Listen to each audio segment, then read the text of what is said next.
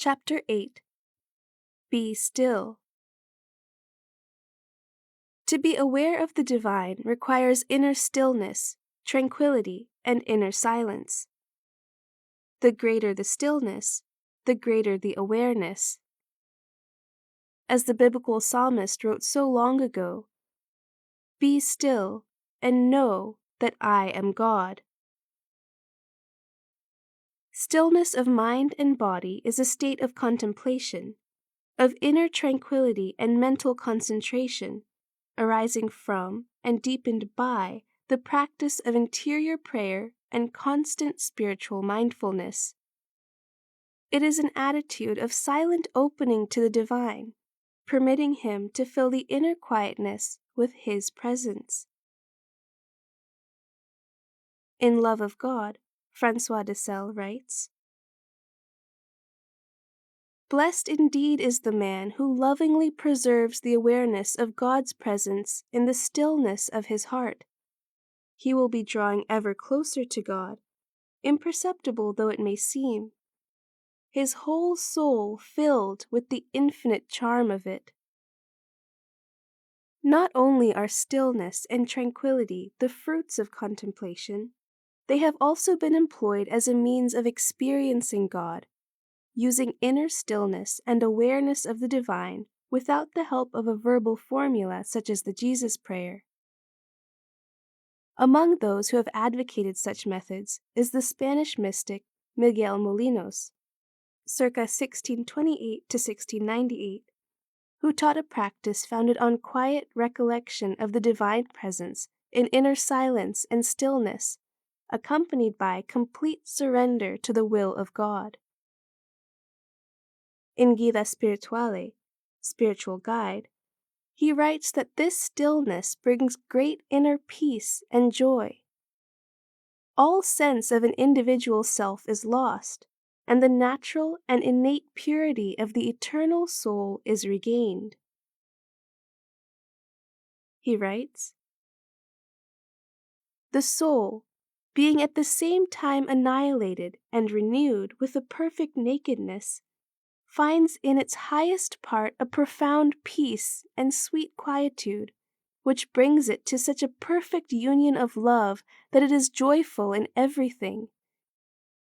A soul like this has already attained such happiness that it neither wills nor desires anything but what its beloved wills. It conforms itself to this will under all circumstances, as much in suffering as in comfort, and it delights in doing everything according to the divine good pleasure." Elsewhere in Spiritual Guide, Molinos identifies 3 levels at which silence is to be attained: words, desires, and thoughts. There are 3 kinds of silence. The first is of words, the second of desires, and the third of thoughts. The first is perfect, the second more perfect, and the third most perfect. In the first, the silence of words, virtue is acquired. In the second, the silence of desires, quietude is attained.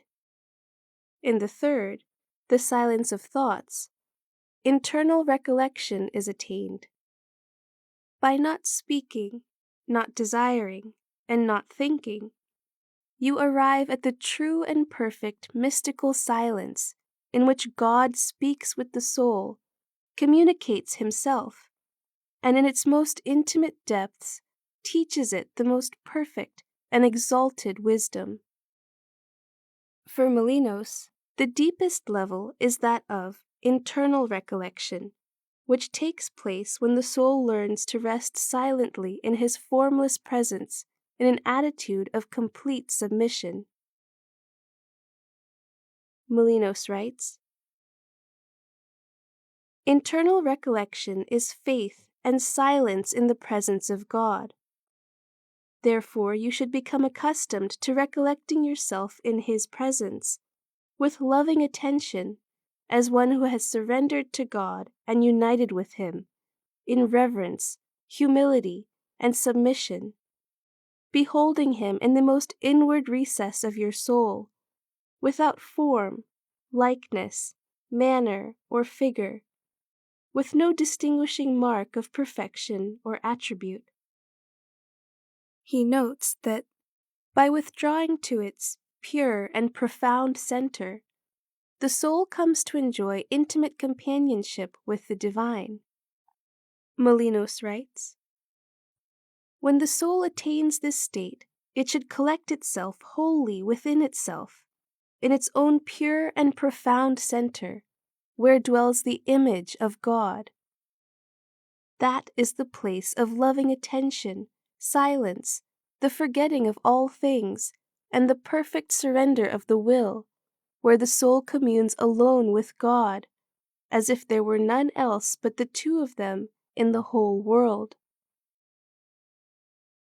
Miguel Molinos, Spiritual Guide. In this secret solitude of the heart, the soul must learn to hold itself in a state of mystical silence, in the stillness of perfect listening, awaiting the influx of divine grace. Molinos writes, "When God says that he would speak to the soul alone, he calls and leads it to this inward solitude and mystical silence in the most secret and hidden depths of the heart. If you desire to hear this sweet and divine voice, you must hold yourself in this mystical silence.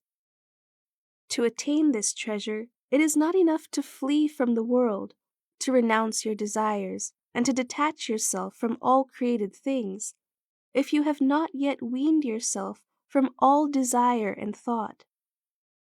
Rest, then, in this mystical silence, and open the door, so that God may communicate himself to you, unite with you, and transform you into himself." Miguel Molinos, Spiritual Guide. It was Molinos's understanding that exterior prayer prepares the table, but to enjoy the feast, a true aspirant needs to abandon external forms of devotion so that he may experience the inner silence. Then, inner communion with God will develop to the extent that the practitioner is aware of nothing else but the soul and God, and ultimately, God alone. Some common religious practices he regarded as distractions that prevent the mind from discovering the silent presence within. In particular, he singled out discursive meditation, reflection on various topics as propounded by Ignatius Loyola and the Jesuits, verbal prayer, whether oral or mental, and a focus on external religious images and symbols. Molinos's teaching and method proved very popular. The Spiritual Guide and a second book, Brief Treatise on Daily Communion, were published in 1675. Within little more than a decade, translations had been made into Italian, Latin, French, Dutch, and English, all with the approval of the ecclesiastical authorities and the censors of several monastic orders. The ensuing movement, known as quietism, gained many supporters. His simple technique of seeking God in a state of utter stillness, receptivity, and surrender was easily understood and achieved results. In 1681, his teaching was brought before the Inquisition and was approved. But for reasons that are not entirely clear, the mood changed, and in 1687, Molinos found himself being asked to explain multiple aspects of his teachings to the analytical mindset of the Inquisition. Perhaps his preference for contemplation over discursive meditation, inner silence over vocal prayer, and a resigned passivity over pious deeds, all of which minimized the importance of verbal prayer and the church sacraments, made him a target. These topics had certainly been the subject of significant theological debate from well before his time. But whatever the underlying politics, Molinos was found guilty and sentenced to life imprisonment, where he died 9 years later in 1696. His teachings, however, lived on, and a similar practice was taught by the French mystic Madame Guyon, 1648 to 1717. The method recommended by Madame Guyon begins with what she calls meditative reading. In order to enter the stillness of the prayer of quietude, she advises reading a few lines of a prayer, seeking to enter into the full meaning of the words, pausing to fix the attention in an attitude of faith and trust so as to bring oneself into the quiet presence of God, only reverting to the reading if the inner focus is lost. By following this method, she observes, this faith in the presence of God within our hearts will lead us to enter within ourselves, collecting our thoughts and preventing them from wandering abroad. This is an effective way of getting rid of distracting thoughts and losing sight of outward things, in order to draw near to God, who can only be found in our inmost center. When, then, we are thus fully entered into ourselves and deeply penetrated with a lively sense of the divine presence, when the senses are all withdrawn from the circumference to the center, which, though not easily accomplished at first, becomes quite natural after some time. When the soul is thus gathered up within itself and is sweetly and silently occupied with the truths we have read, not in reasoning about them, but in feeding thereon, and animating the will by love rather than by the understanding occasioned by reflection, then, our affection being kindled, must be made to rest sweetly and at peace, swallowing what it has tasted. Madame Guyon, Short Method of Prayer. She writes that, once habituated to this state, the soul gradually becomes able to recognize the presence of God with facility. It recollects itself more easily, and prayer becomes easy, sweet, and delightful, because it knows that it leads to God. If one is drawn away from that presence, the will can be stimulated by means of some tender affection, and if you then find that your former state of peace has returned, remain in it. The fire must be blown softly, and as soon as it is lit, cease to blow it, or you will put it out.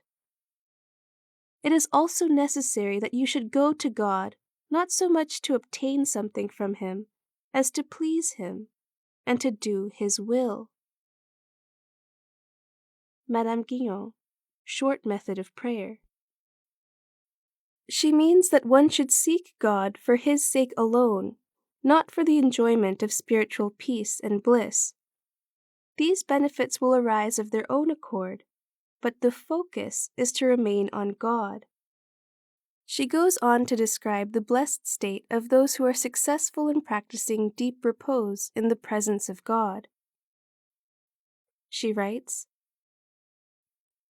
the soul that is faithful in the exercise of love and affection of God is astonished to find Him taking complete possession of it. His presence becomes so natural that it would be impossible not to have it. It becomes habitual to the soul, which is also conscious of a great serenity spreading over it. Its prayer is now all silence, and God imparts to it an infused love, which is the beginning of ineffable blessedness. Short Method of Prayer. With time, the inner quietude of prayer persists into daily life, so that the state of prayer becomes continuous. Madame Guyon writes, the soul, having advanced thus far, needs no other preparation than that of quietude. For the presence of God during the day, which is the great result of prayer, or rather the continuation of prayer itself, becomes instinctive and almost continuous. The soul is conscious of a deep inward blessedness and feels that God is more intimately present to it than it is to itself. It has only one thing to do in order to find God, which is to turn within itself. As soon as the eyes are closed, it finds itself in prayer. Madame Guyon, Short Method of Prayer. In her autobiography, Madame Guyon describes how this ceaseless prayer became her central focus. My only pleasure now was to steal some moments to be alone with you, O you who are my only love. All other pleasure was a pain to me. I did not lose your presence, which was given me by a continual influx, not as I had imagined, by the efforts of the head or by force of thought in meditating on God, but in the will, where I tasted with ineffable sweetness the enjoyment of the beloved object.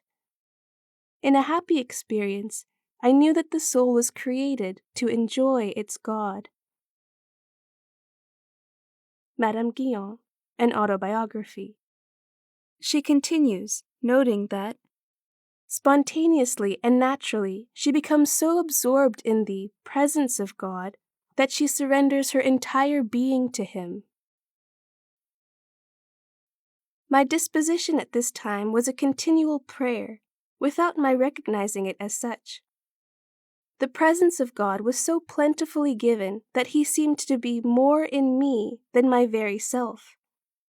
The feelings of it were so powerful, so penetrating that I could not resist them, and love deprived me of all freedom. The nature of this prayer brought with it such great love for the will of God, with so sublime and perfect a reliance on Him, that I feared nothing, whether danger, death, life, spirits, or thunder. As a result, she is permeated by great joy. She writes, "The joy that such a soul possesses in its God is so great that it experiences the truth of those words of the royal prophet. All they who are in you, O Lord, are like persons ravished with joy." She is, as it were, plunged in a river of peace, and is so penetrated with it that she is all peace. Her prayer is continual. Nothing can prevent her praying and loving. Oh, ineffable happiness! Who would ever have thought that a soul, who seemed to be in utmost need, could ever find a happiness equal to this? Madame Guyon, An Autobiography. Madame Guyon and Miguel Molinos were not an isolated phenomenon, but came from a well-established tradition of contemplative prayer or interior recollection.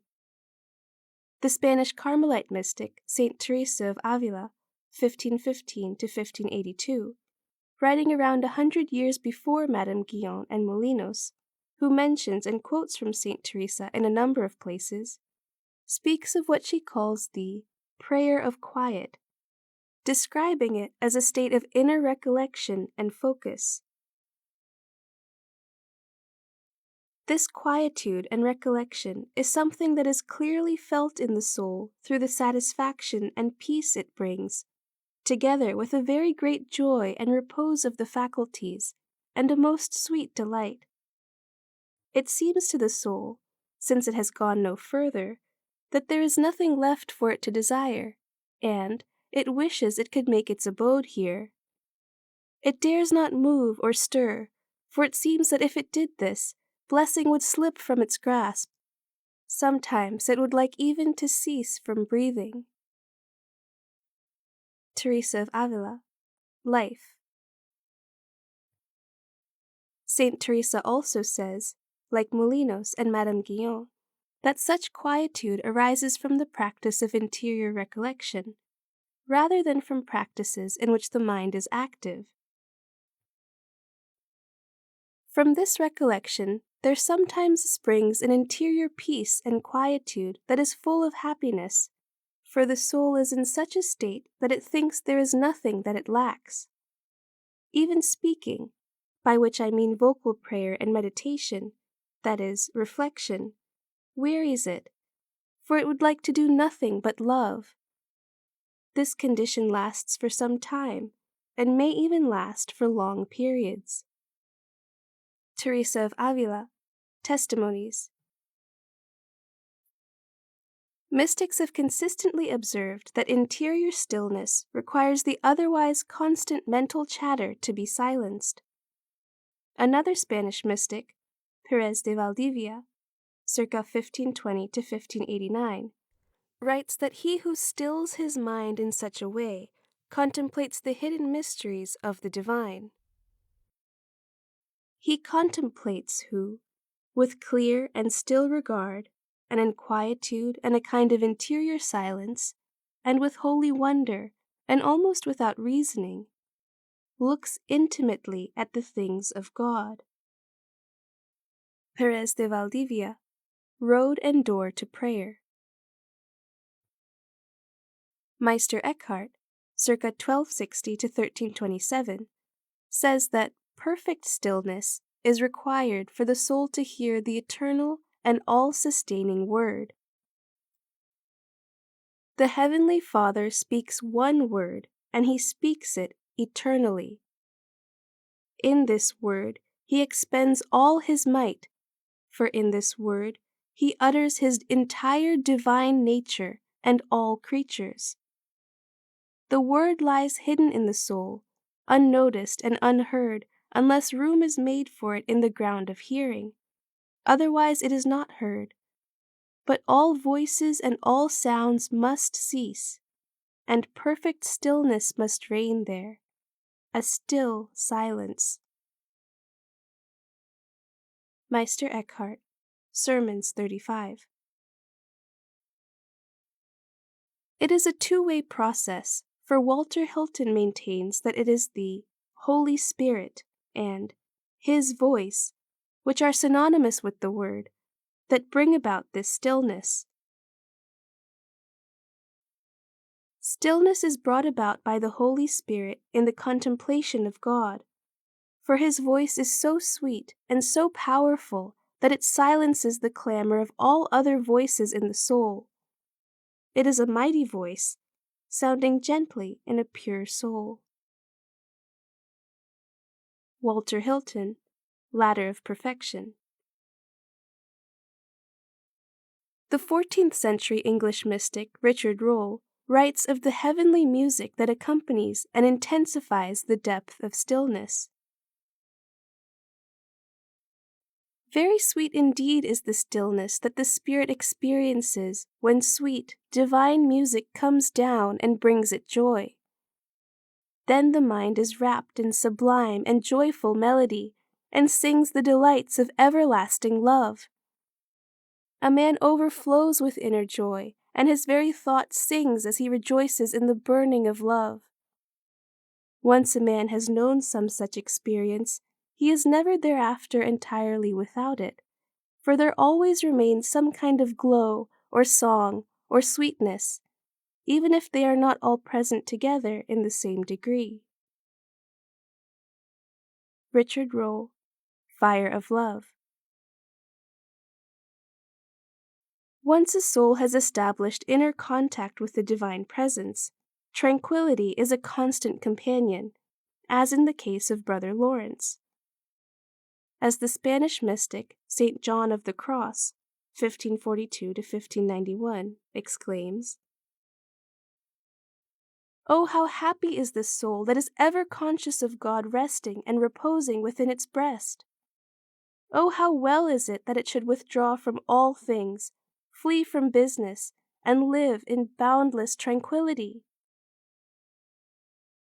John of the Cross, Living Flame of Love. François de Sales observes that nothing is worth exchanging for this awareness and stillness.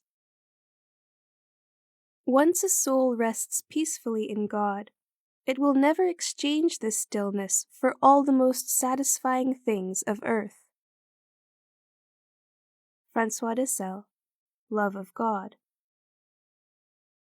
The need to silence the mind in order for God or the Spirit to be manifest is so fundamental and universal that it is a timeless teaching, prevailing throughout the world's spiritual traditions. Whatever our religion, tradition, culture, or nation, human beings are all built in the same way, constructed on the same essential pattern. The eternal soul or spirit in all is veiled only by the wide-ranging activity of the mind, and to find that eternal, innermost essence, all must tread a path by which the mind is stilled and silenced. One of the founding influences of the Western and Christian tradition has been ancient Greek philosophy. The Greek term commonly used for stillness is hesychia, which is related to hesychasts, a monk of the Orthodox Christian tradition. As early as Pythagorean times, circa 6th century BCE, hesychia was used to mean inner contemplation. The 3rd century Greek writer Diogenes Laertius relates that the pre-Socratic mystical philosopher Parmenides learned from his own teacher, the Pythagorean Amenia, the secret of curbing his restless mind through stillness. Parmenides taught that the multiplicity of things arises from one eternal being, giving rise to the Parmenidean principle, all is one, a reality understood intuitively by many of the world's mystics. Numerous references to the practice of inner peace and stillness are also found in Plato's dialogues, where hesychia refers specifically to an inner state of being. Silence and stillness again figure prominently in descriptions of mystical experience related by Plotinus, circa 205 to 270. He speaks of the undisturbed stillness of the soul, that is, caught up, filled with God, its entire being calmed. Utterly resting, he has become rest itself. He has become the unity, nothing within him or without inducing any diversity. No movement now, no passion, no outward-looking desire, once this ascent is achieved. In fact, says Plotinus, when the soul ascends to the One, it leaves behind all the faculties of perception and cognition that it uses in this world, because they involve movement of the mind. The soul, he says, now looks down upon intellect, once so intimately loved, because intellect is movement, and the soul does not want to move. The source of stillness, of oneness, beyond all duality and multiplicity, change and transience, is the divine ocean of consciousness, the one being who rests in utter stillness. Describing the teachings of the Christian Gnostic Valentinus, Irenaeus, Bishop of Lugdunum, Lyon, during the 2nd century, relates, "In the invisible and ineffable heights above, there exists a perfect, pre-existent Eon, power, whom they call before the beginning, ancestor, and the deep, and describe as being invisible and incomprehensible. Eternal and unbegotten, throughout innumerable ages, it remains in profound stillness and tranquility." Irenaeus, Against Heresies. Likewise, the Gnostic text, Allogenes, describes the transcendent God as dwelling in stillness and silence and tranquility and unfathomable greatness. For this reason, the nearer a soul is to God, the more is his peace experienced. As Philo-Judaeus, a 1st century Greek-speaking Jew of Alexandria, writes, "True stillness and immutable tranquility is that which we experience at the side of God, who himself stands always immutable." Philo-Judaeus, On Giants. The quest for inner stillness is by no means exclusive to past centuries. It is a treasure that all may discover for themselves. The Californian mystic, Nancy Mayorga, writing in the mid-20th century, describes experiences arising from association with her guru, Swami Prabhavananda. The divine presence, she writes, is full of sweetness and absolute stillness.